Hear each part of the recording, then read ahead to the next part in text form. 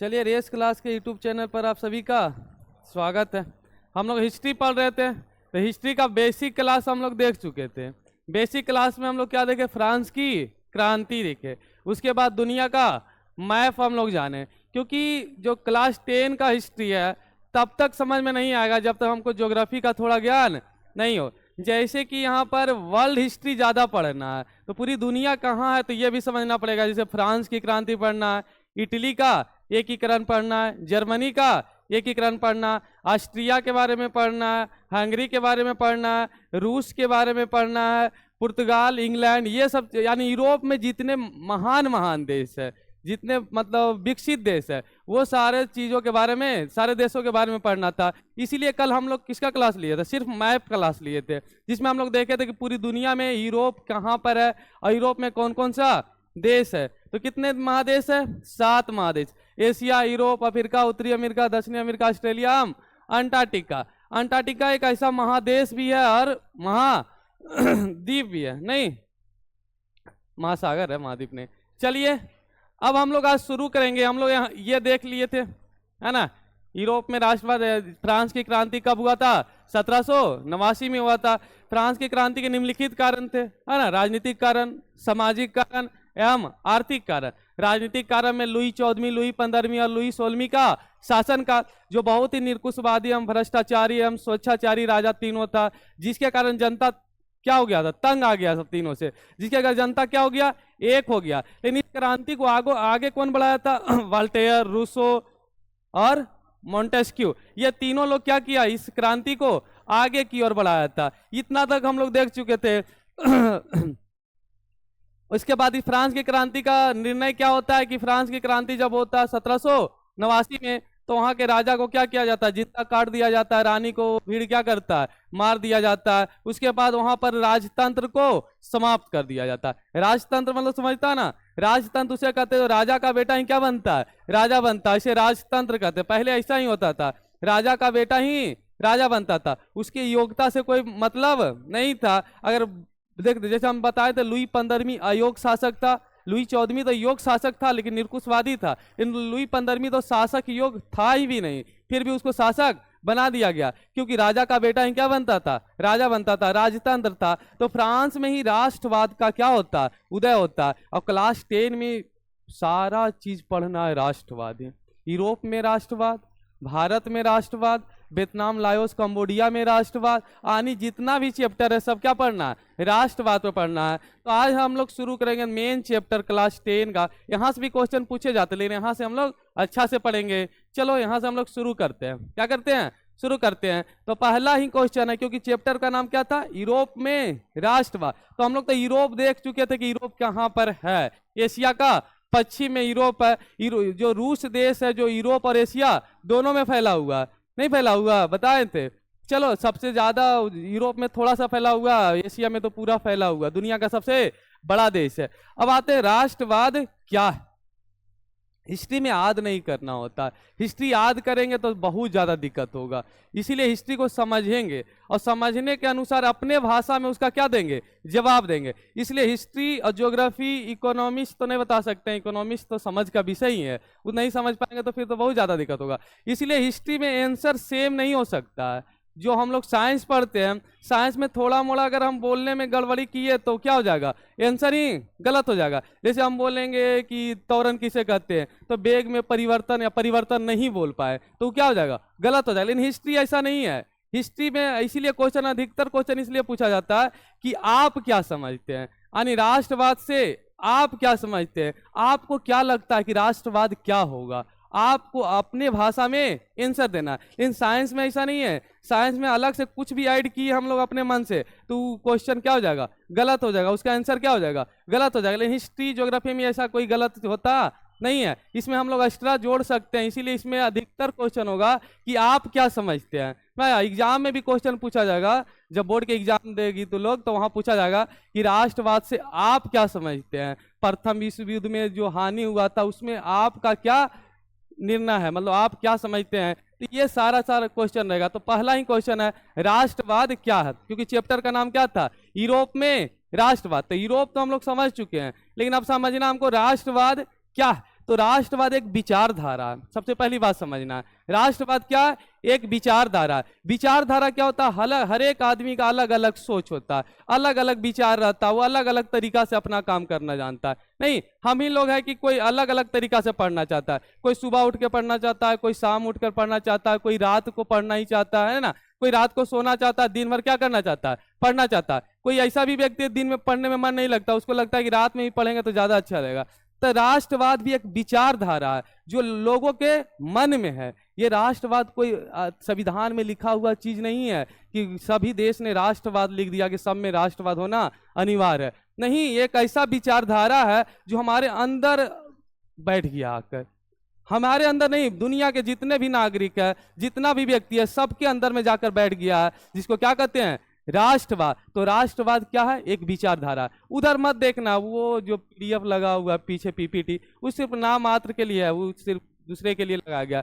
समझना है सिर्फ राष्ट्रवाद क्या है, कैसे लिखेंगे। तो राष्ट्रवाद एक ऐसी विचारधारा है जो क्या करता? अपने देश से, अपने लोग से, अपनी सीमा से, अपनी भूमि से या अपने लोगों से प्रेम करता है। क्या करता है? प्रेम करता है। और प्रेम विचारधारा हो सकता है, ये संविधान में लिखा हुआ चीज नहीं हो सकता है। नहीं समझ आ रहा है ना? तो क्या समझ में आ रहा है कि राष्ट्रवाद क्या है? तो हम लोग समझे राष्ट्रवाद एक ऐसी विचारधारा है जो अपने देश से प्रेम, स्नेह, लगाव, एकता, देश के विकास एवं उसके विचारों पर क्या दे? बल देता हो या जोर देता हो, उसे क्या कहते हैं? राष्ट्रवाद कहते हैं। समझ में आ रहा है? लिख लेंगे हम लोग कि राष्ट्रवाद क्या। वैसे रटते तो कितना ज्यादा मुश्किल होता, बहुत ज्यादा मुश्किल होता रटने में। अगर हम समझ में आ गए, जरूरी नहीं कि जो हम बोले हैं या जो यहाँ पर लिखा हुआ वही सेम चीज लिखना है, नहीं, ऐसा कभी करना ही नहीं है। अगर ऐसा कर रहे हो तो तुम पीछे हो, टॉपर से क्या हो? पीछे हो। हम समझा रहे हैं सिर्फ, ये जो विषय है समझ का विषय है, उसके बाद अब आप अपने मन से लिख सकते हैं। अब हमको समझ में आ गया कि राष्ट्रवाद का मतलब ही होता प्रेम होता, जो अपने लोगों से प्रेम करता हो, जो अपने देश से प्रेम करता हो, जो अपनी भूमि से प्रेम करता हो, जो अपनी सीमा से प्रेम करता हो, उसी को क्या कहते हैं? राष्ट्रवाद कहते हैं। जो अपने लोगों को आगे बढ़ाना देखता हो, जो देश को आगे बढ़ना देखना चाहता हो, जो अपने राज्य को आगे बढ़ता हुआ देखना चाहता हो, उसी को क्या कहते हैं? राष्ट्रवाद कहते हैं। अब फ्रांस की क्रांति ने इस शब्द को जन्म दिया था जिसका नाम क्या है? राष्ट्रवाद। इसीलिए पिछला क्लास देखना बहुत जरूरी है। अगर पिछला क्लास छोड़कर अगर यहाँ देख रहे हैं, समझ में लगेगा कि 10 का क्लास यही शुरू हो रहा था। नहीं, 10 का क्लास पीछे ही शुरू हो गया, यहाँ से मेन 10 शुरू होता। तो राष्ट्रवाद क्या हम लोग लिख देंगे कि राष्ट्रवाद क्या है? राष्ट्रवाद एक ऐसी विचारधारा है जो अपने देश से प्रेम, स्नेह, लगाव, देश की एकता एवं विकास पर क्या देता हो? जोर देता हो या बल देता हो, उसे क्या कहते हैं? राष्ट्रवाद कहते हैं। और जिस व्यक्ति में यह भावना आ जाता है वैसे व्यक्ति को राष्ट्रवादी व्यक्ति कहते हैं। जैसे हम लोग बोलते थे गांधी जी एक बहुत बड़ा राष्ट्रवादी व्यक्ति थे, है ना, भगत सिंह बहुत बड़ा राष्ट्रवादी व्यक्ति थे। जिस व्यक्ति में ये सब चीज आ जाता है वैसे व्यक्ति को राष्ट्रवादी व्यक्ति कहते हैं। वैसे व्यक्ति अपना प्राण तक भी राष्ट्र के लिए क्या कर देते हैं? गवा देते हैं। वो अपना प्राण को तुच्छ समझते हैं। इसलिए राष्ट्रवाद बहुत बड़ा चीज है। राष्ट्रवाद जिसके अंदर प्रवेश कर गया वो व्यक्ति प्राण को तुच्छ समझेगा। भगत सिंह से पूछा गया, उसकी माता जब रो रही थी तो कहा क्या कि हमारा जो ये जीवन है ये राष्ट्र के लिए है, आप हमें जन्म दिए हैं, हमारा अगर फिर से मौका मिला तो आपके गोद में फिर से हम जन्म लेना चाहते हैं, लेकिन ये जन्म हमारा जो ये जन्म है ये हम राष्ट्र को क्या कर दिए हैं? अर्पित कर दिए हैं। इसलिए आप रोइएगा मत, ये हमारा जो जन्म है ये किसके लिए है? राष्ट्र के लिए है। तो राष्ट्रवादी व्यक्ति जिसके अंदर राष्ट्रवाद की भावना आ जाता है वैसे व्यक्ति मरने के लिए नहीं डरता है। अब देश आजाद हुआ था क्यों? क्योंकि हर एक व्यक्ति के अंदर क्या आ गया था? राष्ट्रवाद की भावना आ गया था। आज भी हम लोग के बीच में राष्ट्रवाद की भावना है, लेकिन थोड़ा सा स्वार्थी हो गए हम लोग। क्या हो गए? स्वार्थी हो गए। देश की तरक्की के बारे में नहीं सोचते हैं, देश के विकास के बारे में नहीं सोचते हैं। हाँ, देश की एकता के बारे में हम लोग हमेशा सोचते हैं। जब कोई अगला देश हम पर क्या करता है? हमला करता है तो हम सब क्या हो जाते हैं? एक हो जाते नहीं हो के एक हो जाते हैं। तो वैसी व्यक्ति, वैसी भावना को क्या कहते हैं? राष्ट्रवादी है। वैसे व्यक्तियों को क्या कहा जाता है? राष्ट्रवादी। हम लोग भी कैसा है? राष्ट्रवादी। तो इसीलिए अब पहले राष्ट्रवाद नहीं होने के कारण इसीलिए तो वो क्या हुआ, बहुत सारा आक्रमणकारी आए, अब भारत को गुलाम करते चले गए। भारत को नहीं, पूरी दुनिया को क्या होते गया, गुलाम होते हो चला गया, क्योंकि उस पूरी दुनिया में राष्ट्रवाद की भावना नहीं थी। लेकिन फ्रांस की क्रांति ने एक शब्द का जन्म दिया था जिसका नाम क्या था, राष्ट्रवाद। तो ये क्लियर होता है राष्ट्रवाद क्या, समझ में आ गया? बोलो एक बार, राष्ट्रवाद किसे कहते हैं? राष्ट्रवाद एक ऐसी विचारधारा है जो देश से प्रेम, स्नेह, लगाव, देश के विकास एवं एकता पर क्या देता हो, बल देता हो, उसे क्या कहते हैं, राष्ट्रवाद कहते हैं। अब जिस व्यक्ति में यह भावना आ जाता है वैसे व्यक्ति को राष्ट्रवादी व्यक्ति कहते हैं। ये दोनों क्वेश्चन बन जाएगा। इसमें कोई पूछेगा कि राष्ट्रवाद क्या, तो हम लोग सरल से आंसर दे सकते हैं, सरलता से नहीं दे सकते हैं। चल आगे बढ़ जाए, चलो अब एक बार देख लेते हैं यहां पर कौन है वो सब।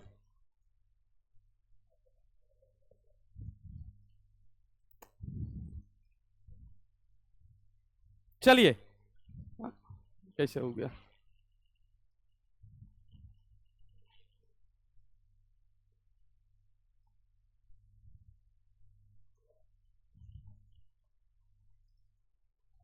चलिए यही थे हम लोग। राष्ट्रवाद क्या है, राष्ट्रवाद क्या है? तो राष्ट्रवाद क्या है? राष्ट्रवाद एक ऐसी विचारधारा है जो लोगों क्या करते, चलो, राष्ट्रवाद एक ऐसी विचारधारा है जो अपने देश के प्रति प्रेम, स्नेह, लगाव तथा देश की एकता एवं देश के विकास पर क्या देता हो, जोर देता हो, उसे क्या कहते हैं, राष्ट्रवाद कहते हैं। अब जिस व्यक्ति में यह राष्ट्रवाद की भावना आ जाए वैसे व्यक्ति को राष्ट्रवादी व्यक्ति कहते हैं। राष्ट्रवाद का विकास सर्वप्रथम कहाँ हुआ था, फ्रांस में। अभी बताए थे फ्रांस की क्रांति ने किसका जन्म दिया, राष्ट्रवाद का जन्म दिया।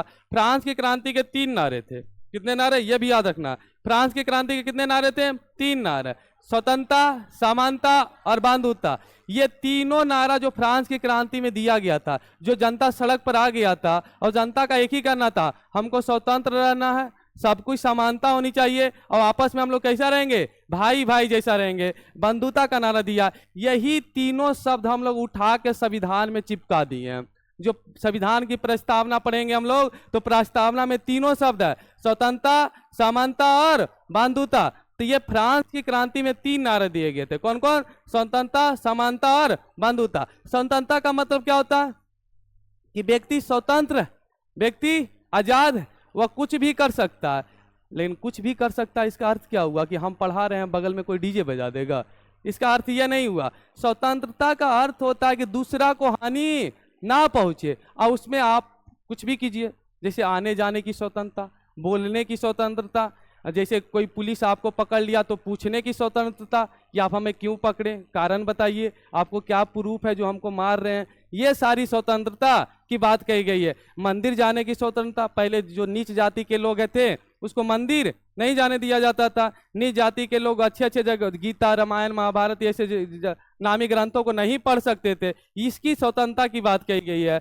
तो वहां भी यही था। फ्रांस में चर्च में सभी लोग को जाने की अनुमति नहीं थे, वहां पादरी लोग ही जाते थे, जो पोप जिसको बोलते हैं ना, वही लोग जाते थे। तो स्वतंत्रता की बात कहेगी। समानता की बात क्या होता है, सबको समान, सबको एक समान। ऐसा नहीं कि बड़े जाति के लोग आए हैं तो उसको पहले पूजा करवा दे और छोटे जाति के लोग आए तो वो लास्ट में सबसे पूजा करेगा, ऐसा बात नहीं है। सबकी स्वतंत्रता की और समानता की बात कही। बंधुता, हम सब आपस में कैसे रहेंगे, भाई भाई जैसा रहेंगे। अब यही जब सब एक हो जाएगा और सबकी विचारधारा मिल जाएगा तो देश के विकास के बारे में जरूर सोचेगा। तो फ्रांस की क्रांति तो राष्ट्रवाद को जन्म दिया था, लेकिन फ्रांस में सभी लोग क्या हो गए थे, एक हो गए थे, सबका विचारधारा भी एक हो गया था, इसीलिए फ्रांस बहुत ज्यादा विकास कर गया।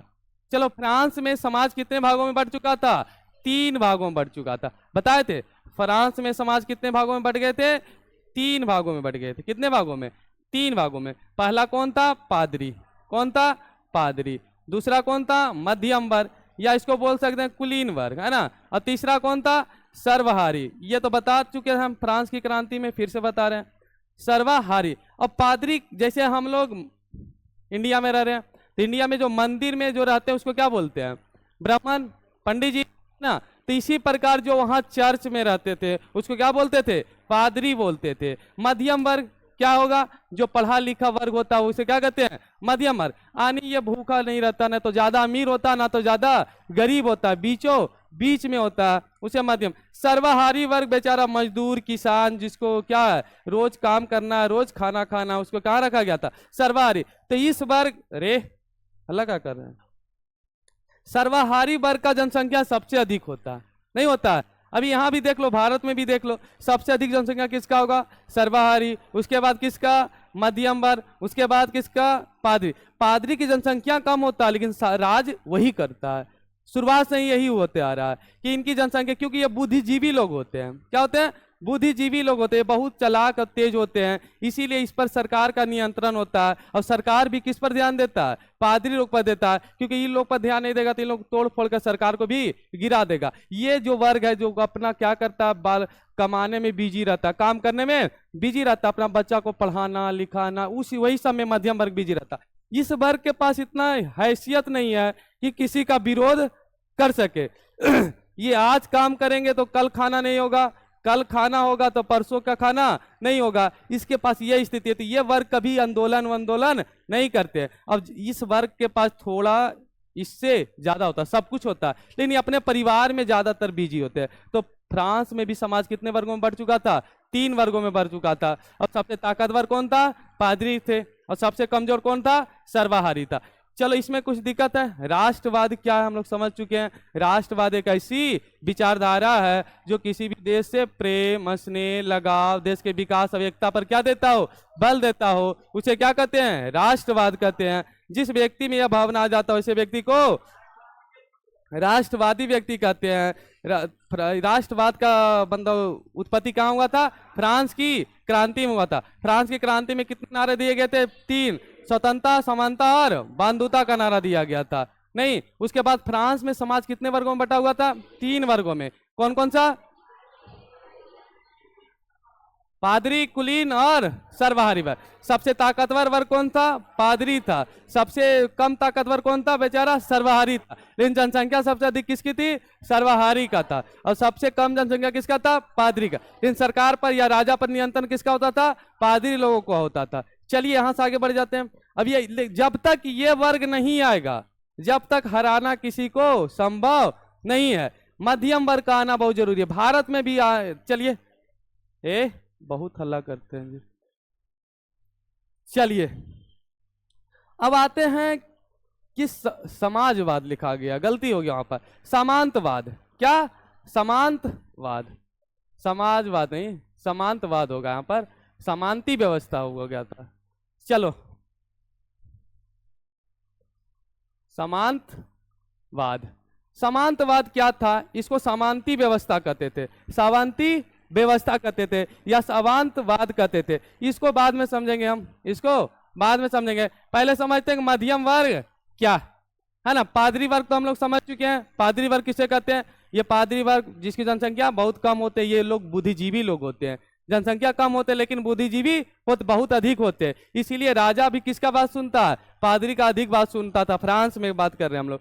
अब यहाँ पर भी देखना ब्राह्मण लोग के बात ज्यादा सुनते हैं। अब मध्यम वर्ग किसे कहते हैं? समाज में रहने वाले वैसे लोग जो अपना जीवन क्या कर रहा होगा? देखो निर्वाह, छोटे छोटे व्यापार या नौकरी या क्या कर रहा होगा, मध्यम कामों से करता है, उसे क्या कहते हैं? मध्यम वर्ग कहते हैं। यानी मध्यम वर्ग में क्या होगा कि या तो छोटा छोटा व्यापार कर ले होगा ये लोग, या तो छोटा छोटा नौकरी लिया होगा। इसी वर्ग को क्या कहते हैं? मध्यम वर्ग। तो याद रखना मध्यम वर्ग किसे कहते हैं? समाज में रहने वाले वैसे लोग जो अपना जीवन निर्वाह छोटे छोटे व्यापार एवं नौकरियों के माध्यम से करता हो, उसे क्या कहते हैं? मध्यम वर्ग कहते हैं। लेकिन मध्यम वर्ग पढ़ा लिखा वर्ग होता है, याद रखना।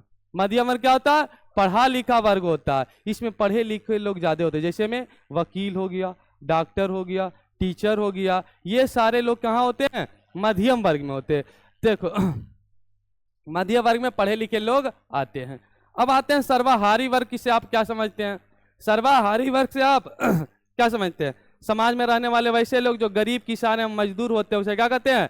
सर्वाहारी। तो पहले बता चुके हम लोग, समाज में रहने वाले वैसे लोग जो गरीब किसान मजदूर हो उसे क्या कहते हैं? सर्वाहारी वर्ग कहते हैं। सर्वाहारी वर्ग के पास पूंजी का क्या होता है? अभाव होता है। इसका जीवन स्थिति क्या होता है? दयनीय होता है। तीनों वर्ग हम लोग समझ चुके हैं, पादरी, मध्यम वर्ग, सर्वाहारी वर्ग।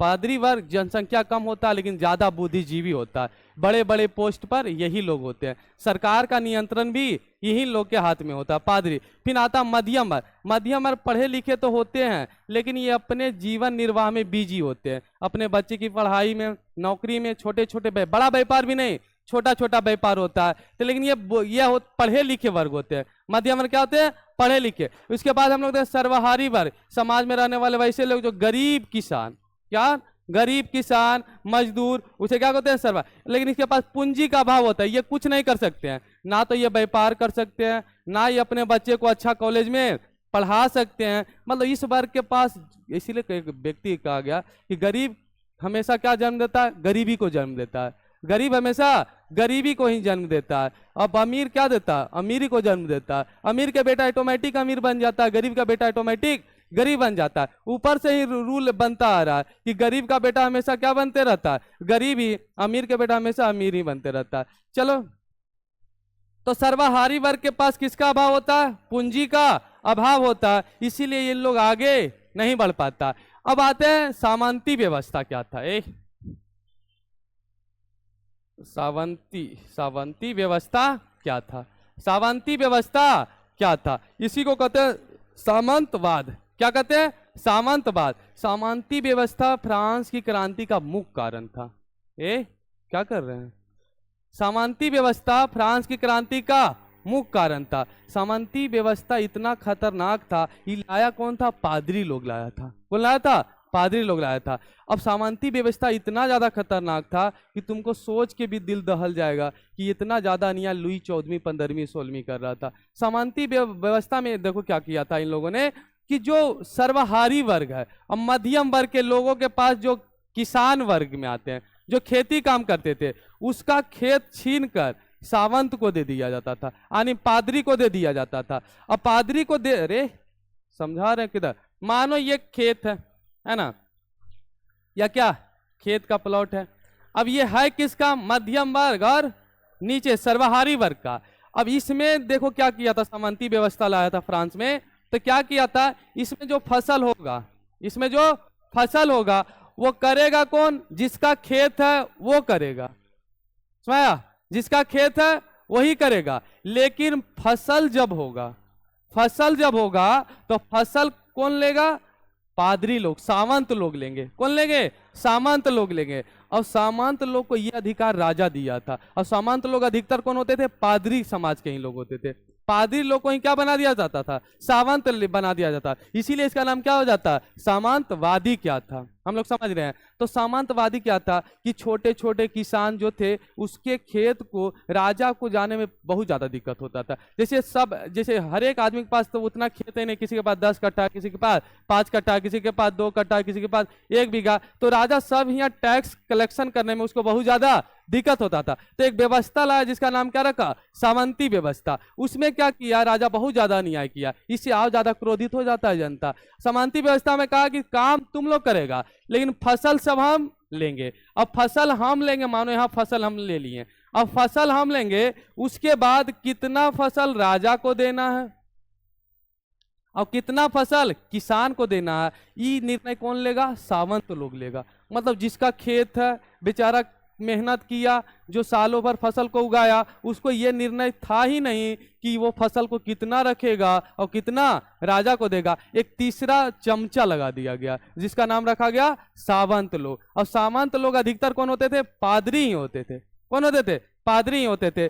तो वैसे लोग तो सामंती व्यवस्था, यही इसमें कहा गया कि सामंतवाद क्या है। इसमें क्या किया गया? सामंतवाद क्या है। तो इसमें क्या किया गया था कि किसानों और व्यापारियों से ज्यादा अधिकार किसको दे दिया गया था? सामंतों को दे दिया गया था। देखो लिखा होगा वैसी व्यवस्था जिसमें सामंत, ये समाज लिखा गया, सावंत एवं जमींदारों को, सावंत एवं जमींदारों को किसानों से अधिक अधिकार दे दिया गया था। वैसी व्यवस्था को सामंतवाद व्यवस्था कहते थे। आनी बेचारा देख रहा ना, किसान को अधिकार नहीं था, अपना ही खेती अपने उपजाया, लेकिन कितना रखना है इसका कोई अधिकार नहीं था। मन हुआ तो दिया, नहीं तो नहीं भी देता था, जिसके कारण किसान बहुत ज्यादा परेशान था। अब जब लोग परेशान होंगे तो क्या कर देंगे, आंदोलन कर देंगे। तो इतना समझ में आया। हम लोग क्या पढ़े, राष्ट्रवाद क्या है, नहीं पढ़े, एक बार पीछे चलते हैं। हम लोग पढ़े राष्ट्रवाद क्या। तो राष्ट्रवाद एक ऐसी विचारधारा जो देश के प्रति प्रेम, स्नेह, लगाव, देश की एकता, विकास पर क्या देता, जोर देता। राष्ट्रवाद का जो उत्पत्ति होता है वो फ्रांस की क्रांति से होता। फ्रांस की क्रांति में 3 नारा था, स्वतंत्रता, समानता और बंधुता। स्वतंत्रता, समानता और बंधुता 3 नारा था, नहीं था। फ्रांस में की क्रांति के हुआ जब उस समय समाज, फ्रांस में समाज कितने वर्गों में बढ़ चुका था, 3, पादरी, कुलीन और सर्वाहारी। तो ये फिर तीनों वर्ग को हम ले एक करके देखे। जो पादरी है उसमें तो सामंती व्यवस्था ला दिया था सरकार, नहीं तो हम लोग देखे सामंती व्यवस्था क्या। तो सामंती व्यवस्था में देखे कि सामंती व्यवस्था एक ऐसी व्यवस्था है जिसमें सामंत एवं जमींदारों को, सामंत एवं जमींदारों को किसानों से अधिक अधिकार दिया गया था। वैसी व्यवस्था को सामंतवाद व्यवस्था कहते हैं। उसके बाद हम लोग पढ़े मध्यम वर्ग क्या। तो मध्यम वर्ग के देख लो क्या पढ़े हम लोग कि समाज में रहने वाले वैसे लोग जो अपना जीवन निर्वाह छोटे छोटे उद्योग एवं नौकरियों से करता हो, उसे मध्यम वर्ग कहते हैं। लेकिन मध्यम वर्ग पढ़ा लिखा वर्ग होता है। उसके बाद हम लोग देखें सर्वाहारी वर्ग। तो समाज में रहने वाले वैसे वर्ग है ना जो बहुत गरीब हो या मजदूर हो, या गरीब किसान या मजदूर आते हैं, इसके पास किसका अभाव होता है, बेचारे के पास पूंजी का अभाव होता है। ये लोग जल्दी राजा बनते नहीं, एक वो राजा बन गया तो बन गया, उसमें कोई है ना, उसी में तो पूरा पेपर किसान का बेटा ये बन गया है ना। आज तक सुना कि किसान का बेटा कोई कंपनी का मालिक बन गया, नहीं। हम लोग ज्यादा कर देंगे, नौकरी लेंगे, इससे ज्यादा नहीं होंगे, राजा नहीं बन सकते हैं। गरीब भी हमेशा गरीबी को ही जन्म देता है, ये बात सही है कि राजा बनने के लिए बहुत ज्यादा हम लोग करें। चलो यहां तक समझ में आ गया, किसी को दिक्कत। अभी क्रांति नहीं पढ़ा रहे हम लोग, फ्रांस में प्रवेश कर रहे हैं धीरे धीरे कि फ्रांस में क्या क्या था। चलो साम्राज्यवाद क्या है, क्या साम्राज्यवाद। हम लोग हल्ला बहुत करते हैं। इसमें होता है कि जब नहीं लिखाते हैं तो झुपनी भी आता होगा, आया। अब बीच बीच में जब जैसे लिखाते थे ऑफलाइन में तो झुपनी नहीं आता था, जबकि समझ में नहीं आ रहा ना। नींद दो तरह से आता है, एक समझ में अधिक आए तब भी नींद आता है, और दूसरा समझ में नहीं आए तब भी नींद आता है। देखना कि जब पढ़े में ज्यादा मन लगेगा तो नींद आ जाएगा, नहीं आ जाएगा। अब एक तो पढ़े में नहीं भी मन लगेगा तब भी नींद आ जाएगा। चलो अब क्या लग रहा पता नहीं, तो लोग समझ में ज्यादा आ रहा है कि समझ में नहीं आ रहा ना। देखो चलो राष्ट्रवाद क्या है समझ चुके हैं, अब आते हैं साम्राज्यवाद। हल्ला, साम्राज्यवाद क्या है, हल्ला मत कीजिए।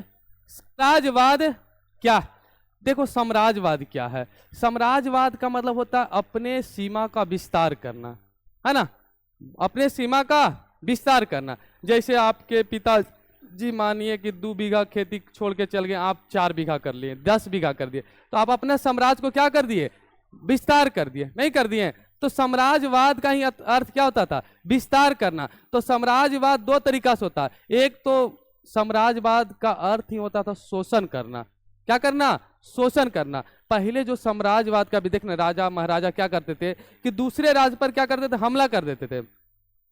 वहां के सभी पुरुषों को काट दिया, वहां के सभी महिलाओं को मार दिया, उसके बाद वहां पर जो बचा या शोषण करना शुरू कर दिया। तो साम्राज्यवाद, पहले साम्राज्यवाद का अर्थ क्या होता था, शोषण करना, मतलब दूसरे के राज्य पर क्या करना, आक्रमण करके उसके राज्य को क्या करना, शोषण करना। तो साम्राज्यवाद जब कोई बड़ा देश क्या करता है, जब कोई बड़ा देश किसी छोटे देश पर जबरदस्ती कब्जा कर लेता है, जैसे भारत पर कौन कब्जा कर लिया था, इंग्लैंड। तो हम लोग किसका साम्राज्यवाद है, भारत किसका, इंग्लैंड का साम्राज्यवाद है ना। हम लोग इंग्लैंड क्या किया कर यहाँ पर कब्जा कर लिया और अपने में क्या किया, मिला लिया। फिर इंग्लैंड अपना नियम, अपना कानून, अपना सब व्यवस्था यहाँ ला दिया भारत में। उसके बाद यहाँ पर बहुत ज्यादा शोषण किया, क्योंकि साम्राज्यवाद जब जब होगा और जब जब क्या होगा, शोषण होगा। साम्राज्यवाद करने का अर्थ है कि वो शोषण के लिए यहाँ पर क्या किया, साम्राज्यवाद किया। तुमको मिलाया क्या कि क्योंकि भारत को क्या किया था, पूरा चूस के चल गया था। पहले भारत को क्या कहा जाता था, सोने की चिड़िया, सोना लेके चल गया और चिड़िया पापा के परी के रूप में छोड़ दिया। चिड़िया किसके रूप में छोड़ दिया, पापा की परी के रूप में छोड़ दिया। चलो हटा, जो अभी भी भारत में है, नहीं है, ये सब कितना खुश होता है गधा लोग। तो साम्राज्यवाद क्या बाबू? साम्राज्यवाद देख लो क्या है, बोलो साम्राज्यवाद क्या है? जब कोई बड़ा देश किसी छोटे देश पर जबरदस्ती कब्जा कर लेता है तो उसे क्या कहते हैं? साम्राज्यवाद कहते हैं। उसे क्या कहते हैं? साम्राज्यवाद का अर्थ क्या होता है? शोषण करना। शुरू में बताते हैं साम्राज्यवाद का ही अर्थ क्या होता है? शोषण करना। ये जितना बेसिक चीज था, बेसिक चीज में समझती है। जैसे बहुत सारा शब्द आएगा कि फ्रांस अपने साम्राज्यवाद का विस्तार किया, तो वहां पर समझ में आता था कि साम्राज्यवाद है क्या। हम वहां पर बोलेंगे फ्रांस की क्रांति में मध्यम वर्ग ने अहम भूमिका निभाया, तो तुमको मध्यम वर्ग का समझ में तो आए। फिर हम लोग बोलेंगे पादरी लोग ज्यादा अन्याय कर रहे थे क्रांति के समय, तो पादरी लोग को दबाया गया, तो ये आगू पादरी समझ में आएगा तो ने। तो यहाँ पर हम लोग बेसिक ठीक किए हैं। अभी तक क्या किए हैं? बेसिक ठीक किए हैं इतिहास पढ़ने के लिए, फ्रांस की क्रांति पढ़ने के लिए। यहां तक किसी को दिक्कत है? नहीं है ना? चलो हम लोग पढ़े राष्ट्रवाद क्या है ना। फिर हम लोग फ्रांस में वर्ग 3 वर्गों में पढ़ा हुआ था, ये पढ़े। फिर हम लोग साम्राज्यवाद पढ़े, ज्यादा कुछ पढ़े नहीं है। चलिए अब लोग आते हैं कि यहां से शुरू होता है क्वेश्चन 5 नंबर का। कितने नंबर का? 5 नंबर का। अब पहला क्वेश्चन बहुत अच्छा क्वेश्चन है, इसको याद करना ही नहीं है। जिसको हम इस इतिहास पढ़ाए होंगे, जो हल्का सा भी जिंदा होगा, क्या होगा? जिंदा होगा, ये खुद लिख के चला आएगा। क्या करके आएगा? वो खुद लिख के आएगा। अब देखो हिस्ट्री का ही मजा है कि हिस्ट्री में कहानी अगर पढ़ ली या कहानी सुन लिया तो लिखे में बहुत ज्यादा मजा आता है। ये साइंस नहीं, इसको रटना नहीं पड़ता है ना। साइंस भी तो, साइंस तो ज्यादा समझ का विषय है, तो साइंस में फिर भी रटना पड़ता है कि बल गुने विस्थापन, यहाँ विस्थापन गुने बल कर दे, दिमाग क्या हो जाएगा? गड़बड़ हो जाएगा, आंसर है गड़बड़ हो जाएगा। हिस्ट्री में ऐसा नहीं है, तुम उल्टी पुल्टी भी लिख दो, इससे कोई लेना देना नहीं। खाली डेट उल्टी पुल्टी मत लिखना कि फ्रांस की क्रांति 1789 की जगह 69 की जगह 70 कर देना, तो फिर गड़बड़ आ जाएंगे ना। अब आते हैं कि पहला क्वेश्चन है कि 1789 की फ्रांस की क्रांति का मुख्य कारण क्या था? पहला क्वेश्चन यही है कि 1789 में जो फ्रांस की क्रांति हुआ था उसका मुख्य कारण क्या था। हम बताए थे कि फ्रांस की क्रांति का 3 मुख्य कारण था, आर्थिक, सामाजिक एवं राजनीतिक कारण था। बस वही चीज वहां लिखा होगा। देखो कि फ्रांस 1789 की फ्रांस की क्रांति का मुख्य कारण राजनीतिक, सामाजिक एवं आर्थिक कारणों को माना जाता है। लुई 14वीं, लुई 15वीं, लुई 16वीं क्या किया? यहाँ बहुत ज्यादा अन्याय किया, सामाजिक एवं आर्थिक कारणों को माना जाता है। इस समय फ्रांस का राजा लुई 16वीं था, जो कैसा शासक था? निरकुशवादी एवं स्वेच्छाचारी राजा था, भ्रष्टाचारी राजा था। इसके शासनकाल में भ्रष्टाचार का क्या था? बोलबाला था, जो क्रांति का क्या बनता है? कारण बनता है। इस क्रांति को आगे कौन ले जाता है? मोंटेस्क्यू, वोल्टेयर एवं रूसो। यह सारा चीज लिखने के लिए याद करने की आवश्यकता नहीं है। क्रांति जब पढ़ा रहे थे शुरुआत में तो इतना चीज बता रहे थे, वो अब देखो क्या होगा। जब जब हम समझाएंगे तो गौर से समझना, वही चीज 5 नंबर में लिखाता है। जो हम बोल रहे हैं पढ़ाने समय वही बोलेंगे जो 5 नंबर में लिखा हो जाएगा। मैं जैसे हम ये सारा चीज बोले थे, नहीं बोले थे फ्रांस की क्रांति जब हो रहा था, तो फ्रांस की क्रांति का मुख्य कारण क्या है? आर्थिक, राजनीतिक एवं सामाजिक कारण है। फ्रांस की क्रांति के समय राजा कौन था? लुई 16वीं था, जो एक निरकुशवादी, स्वेच्छाचारी एवं भ्रष्टाचारी राजा था। इसके शासनकाल में भ्रष्टाचार का क्या था? बोलबाला था। क्या था? बोलबाला था। यही फ्रांस की क्रांति का क्या बन जाता है? कारण बन जाता है। अब इस क्रांति को आगे कौन ले जाता है? बताओ। अब इसको कोई याद करेगा? नहीं। अब 5 नंबर में पूछता है, तुम ही सोचो। अब मजा आ रहा है हिस्ट्री पढ़ने में, इसको बोलते हैं क्या? हिस्ट्री। अब यहां से हिस्ट्री समझ में आएगा कि जो हम बोल रहे हैं वही चीज को लिखना, अब ज्यादा कुछ करना नहीं। मतलब जैसे बचपन में हम लोग कहानी सुनते थे, पर वही कहानी आज अब हिस्ट्री में कुछ करना नहीं है। हिस्ट्री में कहानी सुनना है, अब कहानी को लिख देना है, अब कुछ ज्यादा नहीं करना हिस्ट्री में। अब देखो कैसे कैसे मजा आएगा। यहां तक दिक्कत है किसी को? क्वेश्चन क्या आएगा कि 1789 के फ्रांस की क्रांति का मुख्य कारण क्या था? तो हम लोग क्या लिखेंगे? 1789 में फ्रांस की क्रांति का मुख्य कारण राजनीतिक था, सामाजिक एवं आर्थिक कारणों को माना जाता है। इस समय फ्रांस का राजा लुई 16वीं था, जो एक निरकुशवादी राजा था। इसके शासनकाल में भ्रष्टाचार का बोलबाला था, जो कि क्रांति का मुख्य कारण बनता है। इस क्रांति को आगे कौन ले जाता है? मॉन्टेस्क्यू, वाल्टेयर एवं रूसो। रूसो का कथन क्या था? रूसो का कथन क्या था? कि रूसो का कथन था कि राजा जनता का मालिक नहीं है, जनता का क्या है? दास है। जनता का भगवान नहीं है, जनता का क्या है? दास है। यहां तक किसी को दिक्कत है? नहीं, आगे बढ़ जाए। हिस्ट्री पढ़ो, अच्छा समझ आएगा। चलो, ये भी क्वेश्चन कितने नंबर के आएंगे? 5 नंबर के।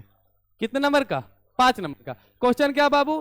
कि 1789 में फ्रांस की क्रांति के बाद क्या क्या बदलाव हुआ। जब 1789 में, पीछे वाला वीडियो देखना बहुत ही ज्यादा जरूरी है, जो फ्रांस की क्रांति हम बताए हैं। इसीलिए तो शुरुआत में हम क्रांति बता देंगे, शुरू में हम पूरा कहानी बता देंगे, उसके बाद सारा क्वेश्चन बनना शुरू हो जाएगा। जैसे हिंदी पढ़ाए ना, तो हिंदी में क्या करते हैं? हिंदी में जैसे कहानी बता देते हैं, उसके बाद जितना आंसर तुमको बनाना, जितना क्वेश्चन बनाना, सब सारा क्या हो जाएगा? बन जाएगा। इसी प्रकार हिस्ट्री भी है। शुरू दिन अगर मेरा लेक्चर का दिन है, मानो शुरू अगर चैप्टर शुरू किया, शुरू दिन तुम ना आया हिस्ट्री में, तो तुम्हारा फिर गड़बड़ा जाएगा, दिक्कत हो जाएगा।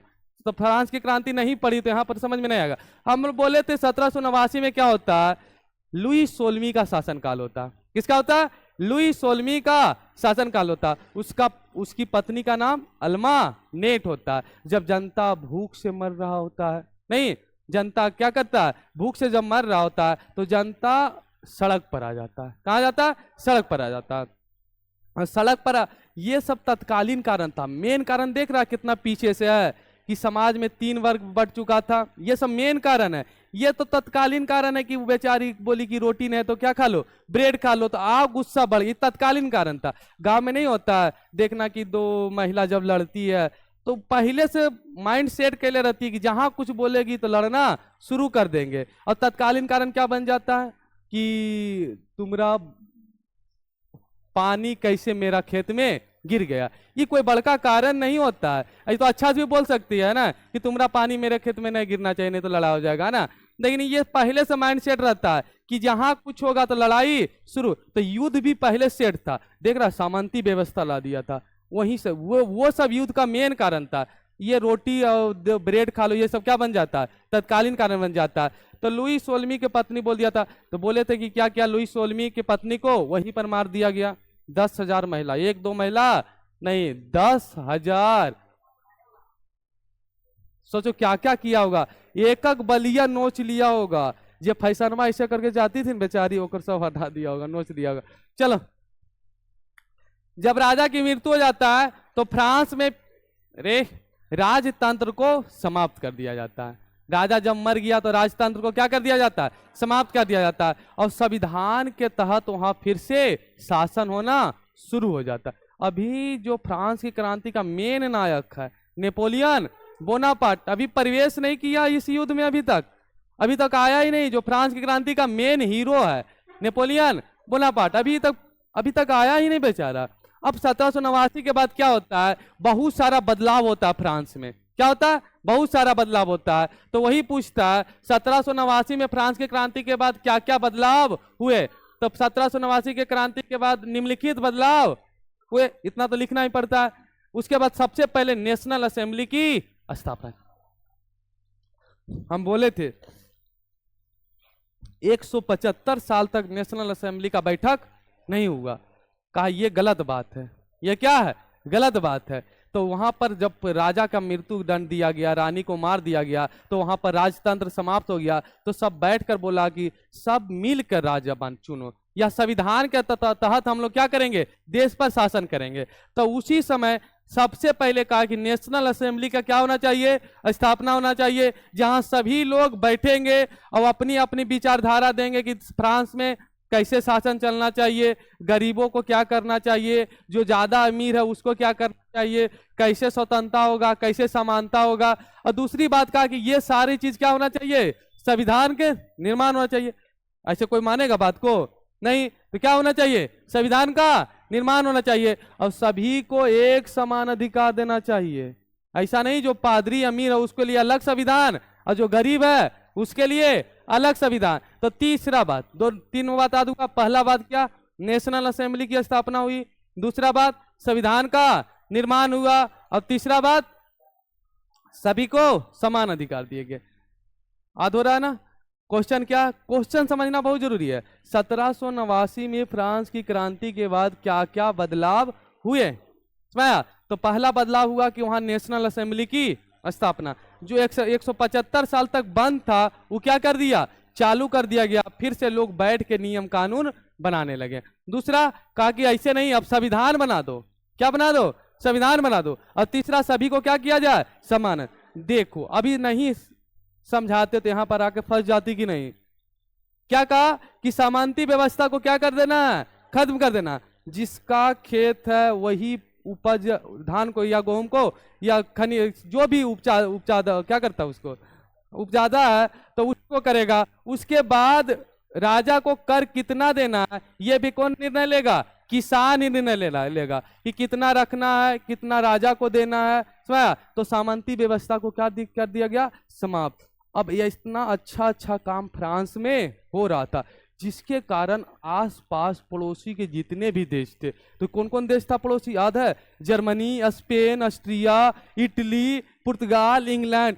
यहाँ भी लोग सोच रहे थे कि फ्रांस में इतना अच्छा काम हो रहा है, फ्रांस को जनता को इतना ज़्यादा फ्रीडम मिल रहा है, तो हम लोग को क्यों ना मिले। मतलब थोड़ा आग पड़ोसी में भी लग रहा था। गांव में भी ऐसी होता है, गांव में अगर किसी के घर में नौकरी लग गया तो पड़ोसी घर खाना नहीं बनेगा।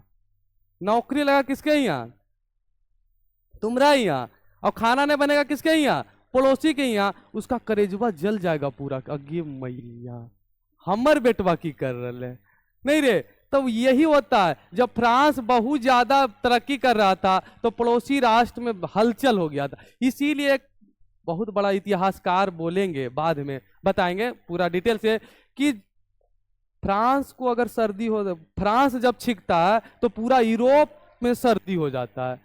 फ्रांस में कुछ होता है तो पूरा यूरोप हलचल हो जाता है। अब फ्रांस में तो कोई हो रहा था, है ना? तो यही इसीलिए इतिहासकार लिखते हैं कि फ्रांस को अगर छींक दिया तो पूरा यूरोप में क्या हो जाएगा, सर्दी हो जाएगा। तो इसीलिए फ्रांस में सामंती व्यवस्था को क्या कर दिया, समाप्त कर दिया।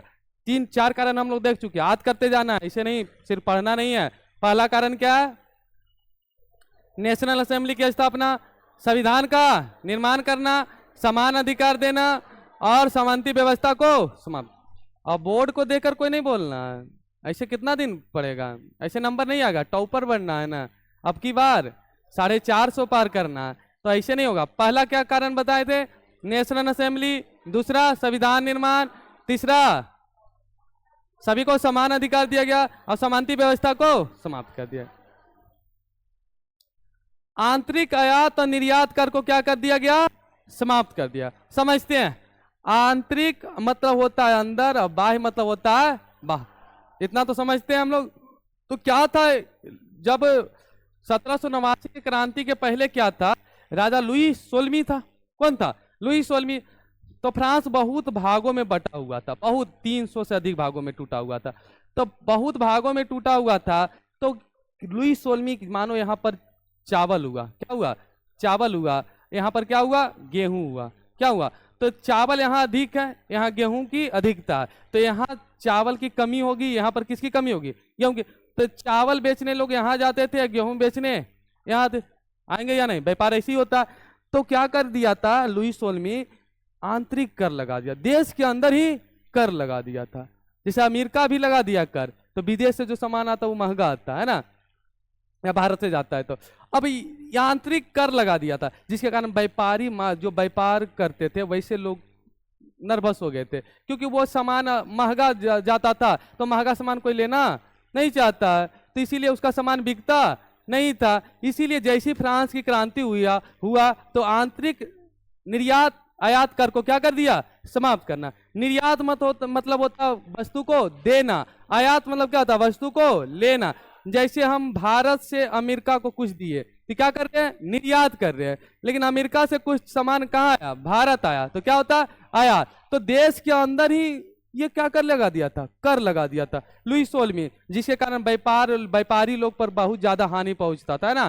तो 1789 की क्रांति के बाद क्या निर्णय लिया गया कि आयात एवं निर्यात कर को क्या कर दिया जाए, समाप्त कर दिया जाए। जो देश के अंदर, कहा ऐसे नहीं होगा, फ्रेंच भाषा को राष्ट्रीय भाषा की दर्जा दीजिए। कहा कि भाषा के चलते जो लड़ाई हो रहा है, अपने अपने में हम जो लड़ रहे हैं कि भोजपुरी अच्छा है, उर्दू अच्छा है, तमिल अच्छा है, बंगाली अच्छा है, कहा नहीं, अपने लड़ जाएंगे तो दूसरा क्या करेगा, फायदा उठा लेगा। कहा नहीं, पूरा फ्रांस में एक भाषा होगा, वो भाषा कौन होगा, फ्रेंच होगा।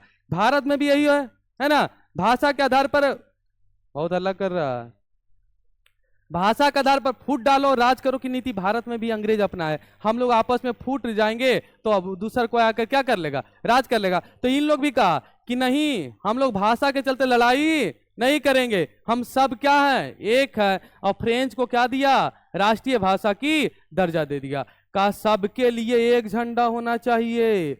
अब कहेगा इससे क्या फायदा होगा, इससे बहुत ज्यादा फायदा होगा। अभी हमारे भारत के लिए एक झंडा नहीं होता तो हम ही लोग लड़ जाते कि बिहार के लिए अलग झंडा होता, झारखंड के लिए अलग झंडा होता, तो कहेगा बिहारी झंडा गड़ाएगा, झारखंड में जाकर गड़ देते नहीं रे।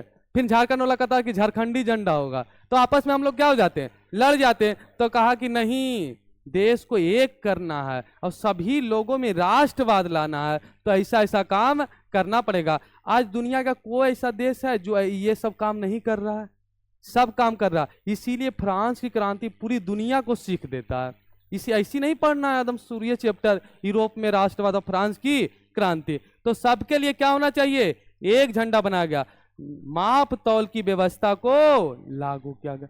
कहा पहले क्या था, माप लुई 16वीं लुई 14वीं के शासनकाल में माप तौल की व्यवस्था बहुत अलग अलग था, भारत में भी अलग था। पहले पसेरी चलता था, नहीं चलता था, उससे भी पहले कुछ और चलता था। कैसे कैसे बहुत ज्यादा हानि हो जाएगा, कहीं 1 किलो 1 केजी, कहीं 1 केजी सामान है तो यही 1 केजी कहीं पर 800 ग्राम होता था, कहीं पर यही 1 केजी 1.5 केजी हो जाता था। कहता ये कैसे होगा, इससे व्यापारी लोग को बहुत ज्यादा दिक्कत हो रहा था, नहीं हो रहा था कि सामान के मतलब दाम कैसे रखा जाए, यहाँ पर 1 केजी है तो यहाँ पर 1.5 केजी, कहीं पर 800 ग्राम का। नहीं, पूरे फ्रांस में माप तौल की इकाई एक होगा, 1 केजी के जगह पर सबको 1000 ग्राम ही मिलेगा, चाहे जो ही हो, जहां भी हो, सबको 1000 कर दिया जाए। अब माप तौल की व्यवस्था को क्या कर दिया गया, एक कर दिया गया। ये था 1789 की क्रांति के बाद क्या आए थे, बदलाव आया था। 2 चीज हम लोग देखे हैं, चलो हटा के पूछते हैं, ऐसे तो बताइए देगा तू लोग। चलो बता, क्वेश्चन क्या था, 1789 की क्रांति के बाद क्या क्या फ्रांस में क्या है, बदलाव है। तो पहला क्या लिखना है कि 1789 की क्रांति के बाद निम्नलिखित बदलाव है। इसमें पहला क्या लिखना है, नेशनल असेंबली की क्या हो गई, स्थापना हो गई। दूसरा में क्या बताएं, संविधान का निर्माण हो गया। तीसरा में समान अधिकार दिया गया था। चौथा में सामंती व्यवस्था को समाप्त कर दिया गया।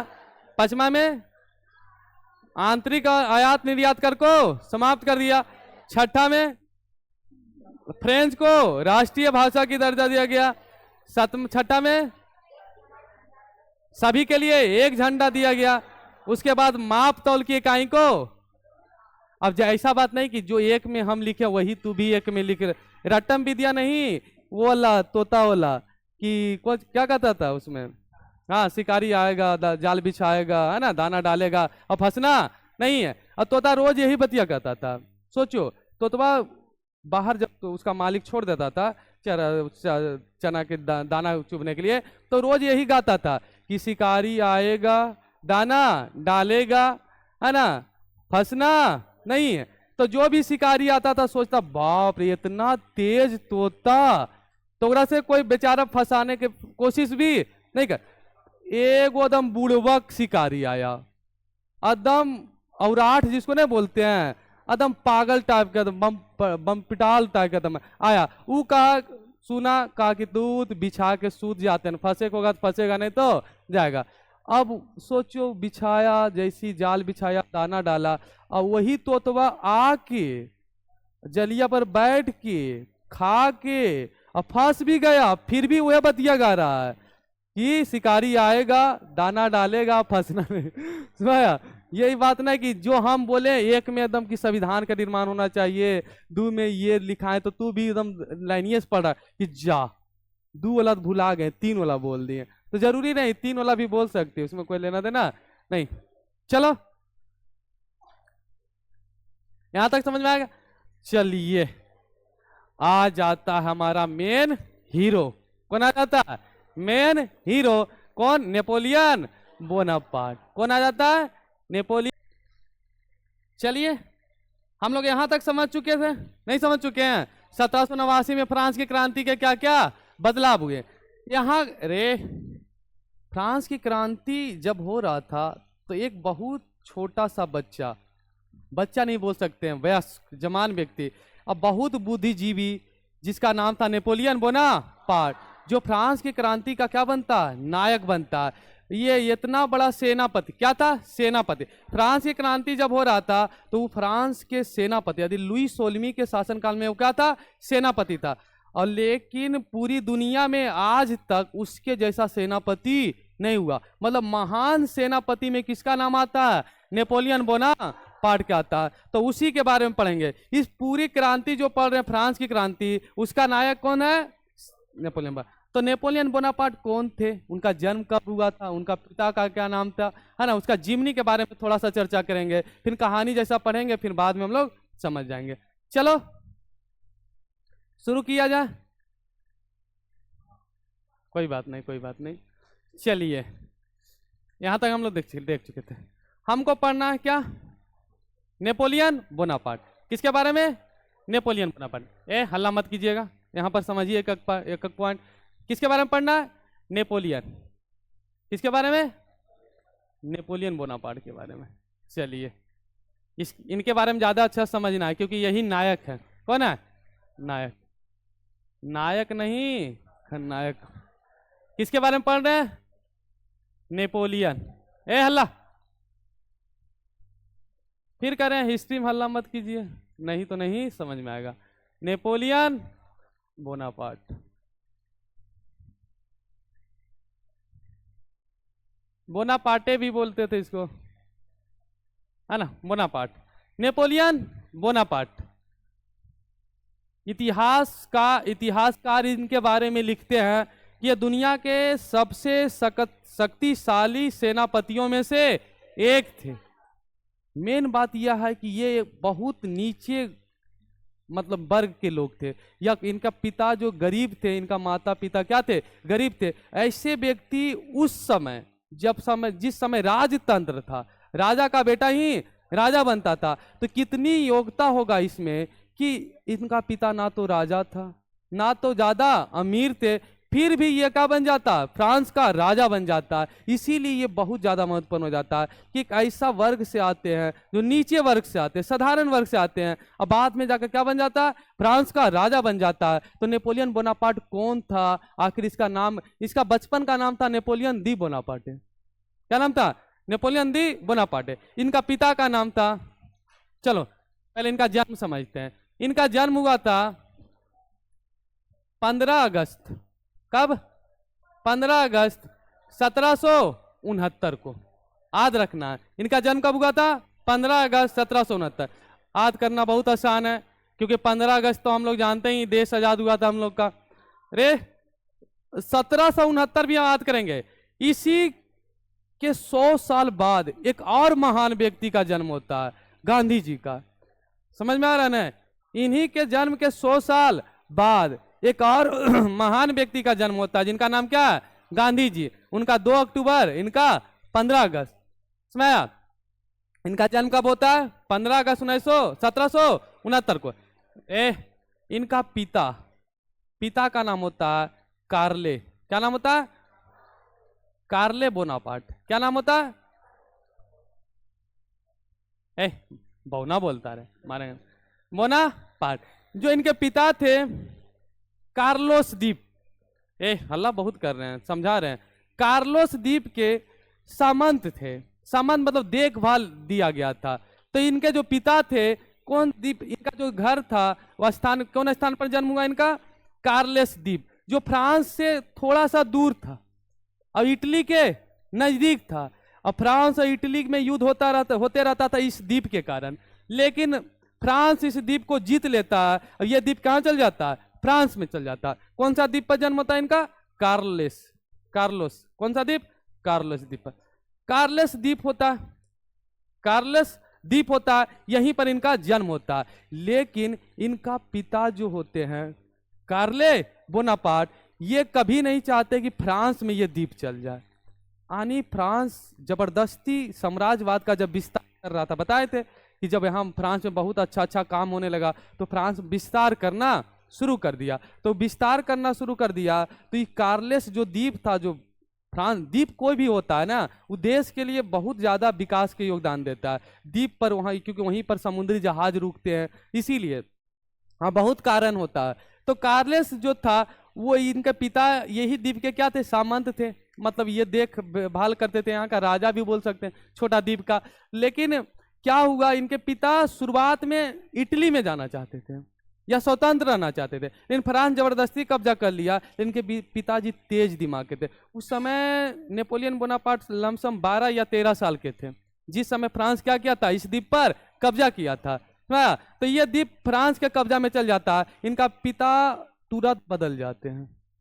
अभी इटली के राजा से क्या किए थे कि हम तो आपके साथ हैं, युद्ध में मर जाएं, कट जाए, जे हो जाए। लेकिन जैसे ही फ्रांस को देखता है शक्तिशाली पड़ रहा है, इनका पिता पलटी मार देते हैं, जिसके कारण नेपोलियन बोनापार्ट अपने पिता से खपा रहते हैं।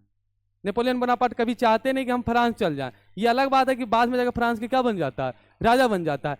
इसी कारण अपने पिता के विचारधारा से वो प्रभावित नहीं थे। बचपन से ही अपने पिता पर क्या थे, क्रोधित रहते थे, क्योंकि पिता क्या किया था, दगाबाजी किया था। क्या किया था, दगाबाजी किया था। इसीलिए एक जो कार्लेस बोनापार्ट, नेपोलियन बोनापार्ट अपने पिता के विचारधारा से प्रभावित नहीं थे, लेकिन वो अपनी माता के विचारधारा से ज्यादा प्रभावित थे।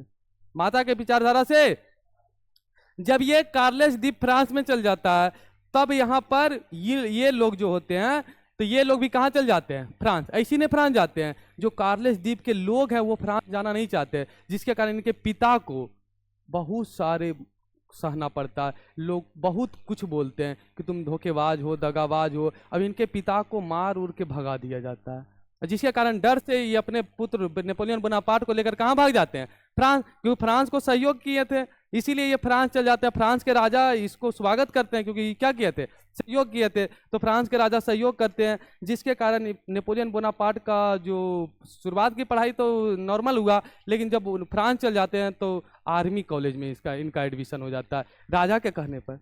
क्योंकि इनका पिता राजा को सहायता किए थे, तो राजा इनका पैरवी कर दिए, तो इनका एडमिशन कहाँ हो जाता है, फ्रांस के आर्मी कॉलेज में इनका क्या हो जाता है, एडमिशन हो जाता है। दोनों भाई का, 2 भाई थे ये, है ना। ऐसे तो 2 नहीं 4 भाई थे, 3 बहन थे, 7 परिवार थे, 7 का क्या था, भाई बहन मिलाकर। अभी वहाँ आर्मी कॉलेज में जब इनका एडमिशन हो जाता है, तो ये पढ़ना लिखना सब वहीं शुरू कर देते हैं। अब बाद में जाकर ये क्या बन जाते हैं, आर्मी बन जाते हैं। फ्रांस का क्या बन जाते हैं, आर्मी बन जाते हैं। लेकिन जब 1789 की क्रांति हो रहा था, का 1789 की क्रांति हो रहा था, तो इस सेना में ज्यादा ना एक छोटा सा पद था।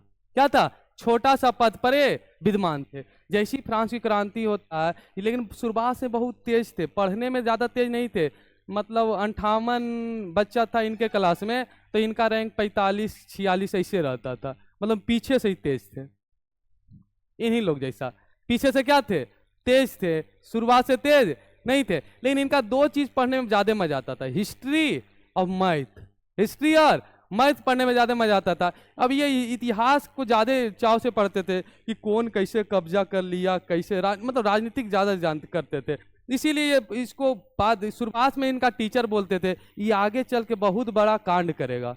क्या करेगा, या तो ये कुछ नहीं करेगा, या तो बहुत बड़ा कांड करेगा। पढ़े में उनको मन नहीं लगता, लेकिन किताब झूठ मूठ के जो नहीं पढ़ना है सिलेबस में, जैसे 9 का सिलेबस है, 10 का सिलेबस नहीं, दूसर राजा रानी के कहानी पढ़ते रहता था कि क्या हुआ क्या नहीं हुआ। तो इससे पता चलता था इनका विचारधारा शुरू से ही क्या थे, राजा बनने का विचारधारा था। अब सही बात है, शुरू में जब ये अपने मित्र के साथ, अपने दोस्तों के साथ खेला वाला खेलते थे ना, छोटा छोटा खेला, तो ये राजा बनते थे। नेपोलियन बोनापार्ट राजा, और बाकी सब दोस्त को सिपाही बना देता था, या तो कुछ अलग अलग चीज बना देता था, अपने क्या बन जाता था, राजा बन जाता था। यानी राजा बनने का जो इसमें गुण था बचपन में ही था। अरे बचपने से क्या बनना चाहते थे, राजा। वास्तविक में ही राजा बन भी जाते, लेकिन उस समय राजा बनना कितना कठिन था, जिस समय राजतंत्र चल रहा हो, राजा का बेटा ही राजा बनेगा। उस समय राजा बनना बहुत ज्यादा कठिन था, इसलिए राजा का सपना इसका अधूरा ही रह गया बेचारा का। अब जाके कहाँ चल गए, आर्मी में चल गए, है ना। तो बाद में जब 1789 की क्रांति, 1789 की क्रांति जब होता है, यही मौका इसको मिलता है अपना नाम को ऊंचा करने के लिए। है सेनापति फ्रांस का, लेकिन राजा के साथ ना देकर जनता के साथ दे दिया। किसका साथ दे दिया? जनता, जिसके कारण जनता में इसका पहचान अलग हो गया। क्या हो गया? अलग है। सोचो, राजा का सेनापति है, लेकिन देख लिया माहौल, तेज तो बचपने से ही था, देख लिया कि जनता ज्यादा क्रोधित है, जनता के विपरीत बोलना नहीं है, और राजा के विपरीत भी नहीं बोलना है, तो राजा सेनापति से क्या कर देगा? हटा देगा। ये चुपचाप शांत रहे, जब मौका आया तो जनता देने जाकर सट गया, राजा को छोड़कर जनता को सट गया, तब इतना बड़ा क्रांति हो गया। राजा को घेर कर मार दिया गया, रानी को मार दिया गया। अब इसका नाम थोड़ा थोड़ा लोग जानने लगे।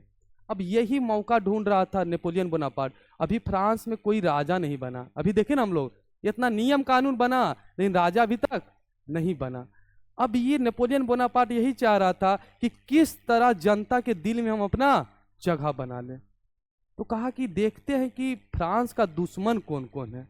कहा फ्रांस के दुश्मन इंग्लैंड है, जर्मनी, जिसको परसा बोलते थे पहले, क्या बोलते थे? परसा, बताएंगे आगे चलकर। पर तो देखा कि फ्रांस के दुश्मन कौन है, तो जर्मनी, इंग्लैंड, इटली, ऑस्ट्रिया, ये सब दुश्मन है। ऑस्ट्रिया, ऑस्ट्रेलिया नहीं, ऑस्ट्रिया।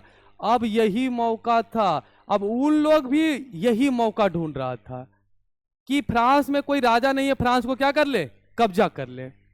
अब ये भी नेपोलियन बोनापार्ट भी यही मौका ढूंढ रहा था कि अभी फ्रांस में राजा नहीं है, किसी प्रकार फ्रांस को हम बचा दें और मेरा नाम ऊंचा हो जाए, लोग हमको क्या बना दे? राजा बना दे। मतलब दोनों तरफ से मौका ढूंढ रहा था। इंग्लैंड भी यही सोच रहा था कि फ्रांस में अभी कोई राजा है ही नहीं, नेपोलियन लुई 16वीं की मृत्यु के बाद कोई राजा बना ही नहीं, यहाँ के जनता भी सब यही नियम संविधान बना रहा है, तो यहीं पर कब्जा कर लेते हैं, साम्राज्यवाद का क्या करते हैं? विस्तार कर देते हैं। यही होता है। रातों रात क्या करता है नेपोलियन बोनापार्ट?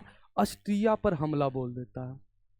ऑस्ट्रिया पर हमला, जानता ऑस्ट्रिया छोटा देश है, ऑस्ट्रिया पर क्या बोल देता है? हमला बोल देता है, और ऑस्ट्रिया के राजा की हत्या कर देता है रातों रात। भोरे सब उठा जनता, कौन मारा कौन मारा?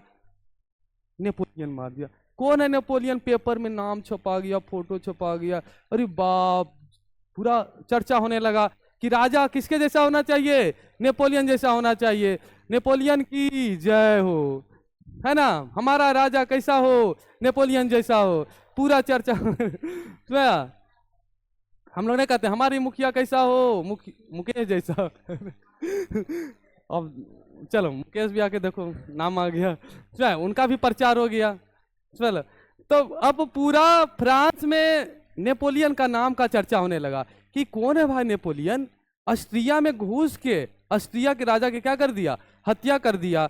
अब तो बहुत ज्यादा नाम हो गया इसका, अब ढेर ज्यादा नाम हो गया। तो 1804 में, कब? 1804 में फ्रांस का क्या बन जाता है? राजा।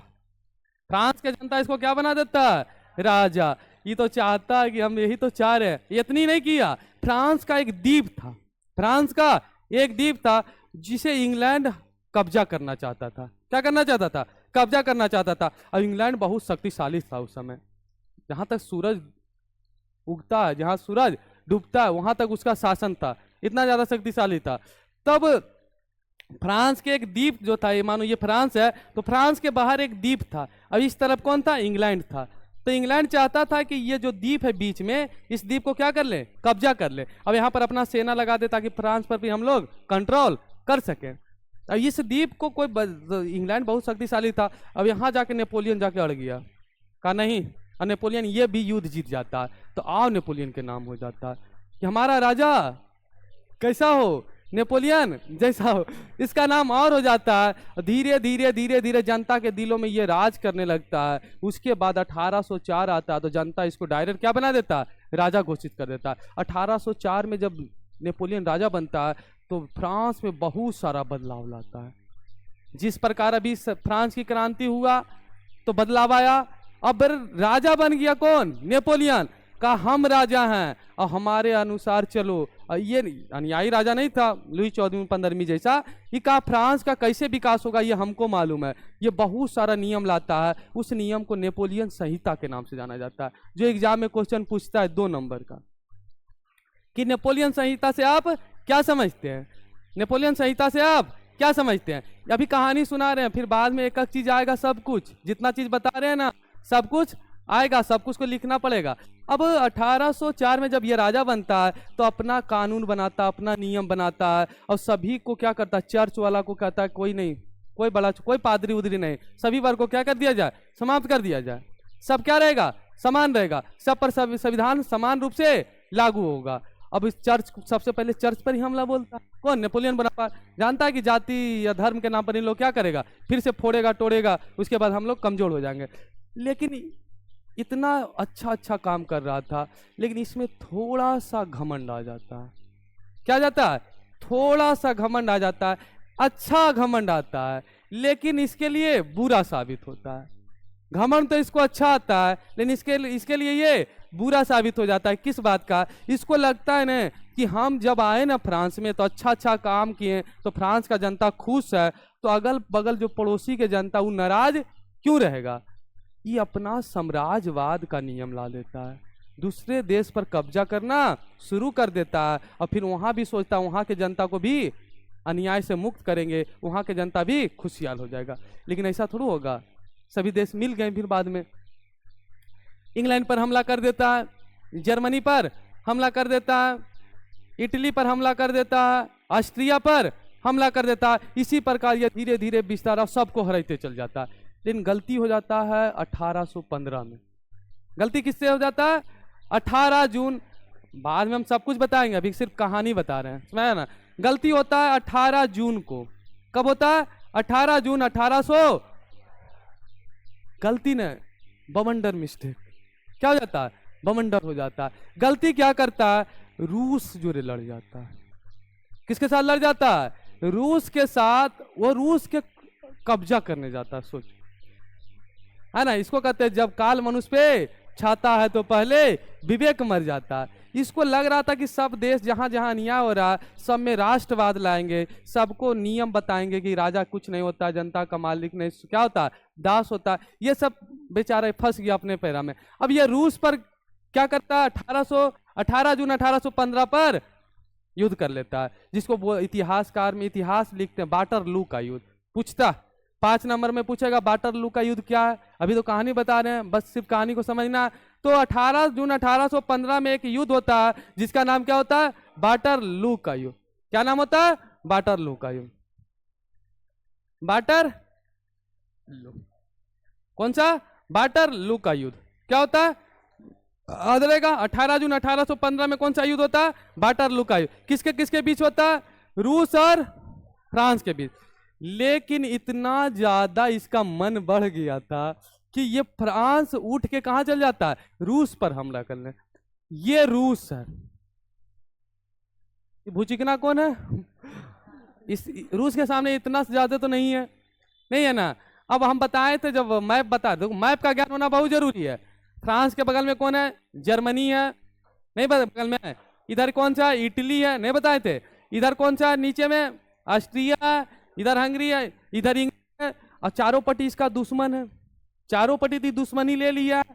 अभी हथिया जो गया है कुछ लड़ने के लिए, लुतिया किसके जा गया है, हथिया जो लड़ने के लिए।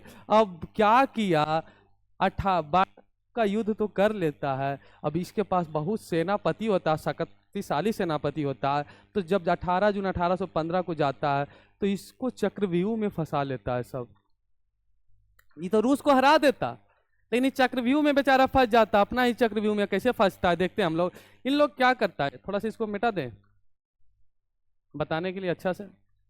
हिस्ट्री पढ़े में मजा आएगा। मेरा मेन सब्जेक्ट है, मजा नहीं आएगा ये हो ही नहीं सकता है। मानो ये रूस है, इतना बड़ा क्या है, रूस। ये भी मिटाना पड़ेगा, चलो हटा, नहीं मिटा देंगे। मैप जहां मैप से बता दिए तो और ज्यादा दिमाग में रहता है। 1815 में वाटरलू का युद्ध होता है, ये सब तो जानकारी है। देखो यहाँ पर कौन है बाबू? फ्रांस है। इधर कौन है? इंग्लैंड है। इधर कौन था? इंग्लैंड। इधर कौन था? इटली। सबसे ही दुश्मनी लेके बैठा हुआ है, बता दिए हैं। नेपोलियन बोनापार्ट सबसे दुश्मनी ले चुका है। नीचे कौन था? यहाँ कौन था? जर्मनी। नीचे कौन था? ऑस्ट्रिया। इधर और चारों पट्टी से दुश्मनी ले लिया है। अब कहाँ दुश्मनी लेने चला? रूस के साथ। अब इसकी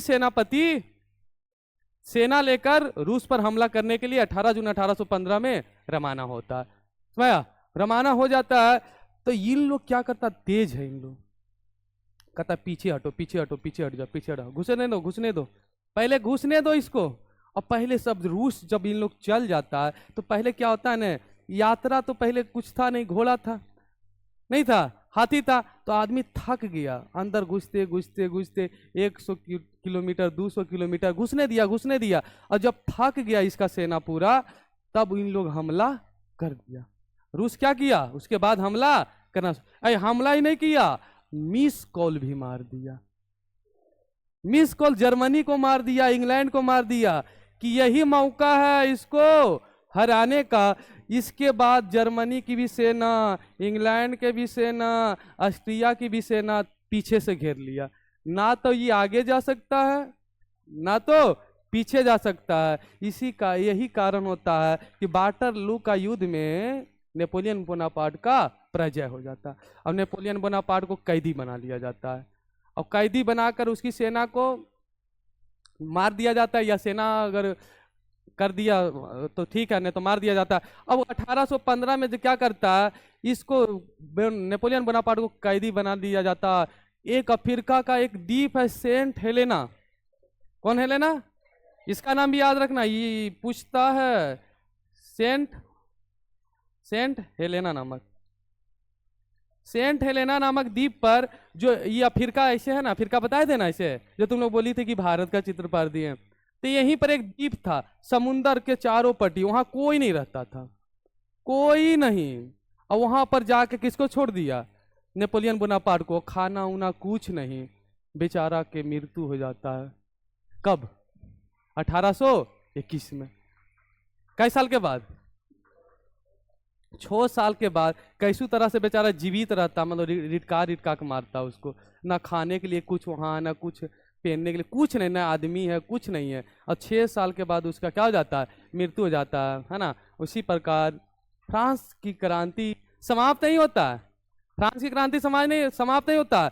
जो नेपोलियन बोनापार्ट अच्छा काम किया था, फिर से फ्रांस में राजतंत्र आ जाता है, फिर से राजा बन जाता है, अब फिर से वही अन्याय होगा, अब फिर से राजतंत्र को समाप्त किया जाएगा। अभी फ्रांस की क्रांति शुरू हुआ, फ्रांस की क्रांति समाप्त नहीं हुआ। अभी तो एक पार्ट खत्म हुआ, नेपोलियन बोनापार्ट। इसी प्रकार नेपोलियन बोनापार्ट की क्या हो जाता है? मृत्यु हो जाता है 6 वर्ष के बाद। कब होता है? 1821। कब होता है? 1821 में मृत्यु होता है। यह था कहानी नेपोलियन दी बोनापार्ट का, है ना। तो कैसा लगा कमेंट में जरूर बताइएगा। चलिए आज के लिए इतना ही है। हाँ, चैनल को सब्सक्राइब कर दीजिए अच्छा लगता है तो।